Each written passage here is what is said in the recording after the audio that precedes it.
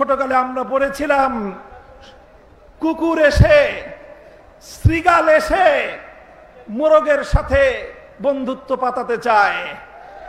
বলে শ্রীগাল মোরগকে বলে, এসো আমরা দুইজন উজু করে নামাজ পড়ি।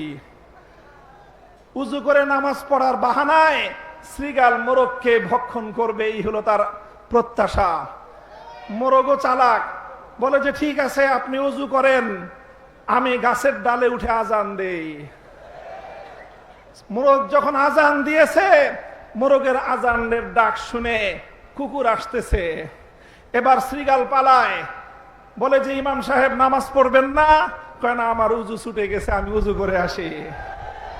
আসেন, 140 কোটি আর 120 কোটির শুধু খাদির নয়, অখণ্ড ভারত প্রতিষ্ঠার আপনাদের স্বপ্নকে আমরা দিবা স্বপ্নে পরিণত করে দেব। কেন শুধু ভারত আর বাংলাদেশের খাতির মরতে চান?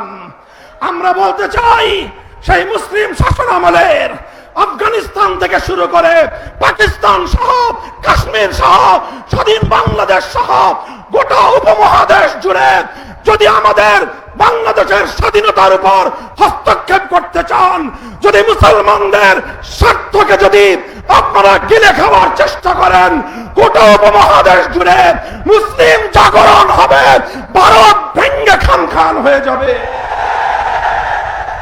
ইনশাআল্লাহ বাংলাদেশের স্বাধীনতা অক্ষুণ্ণ থাকবে।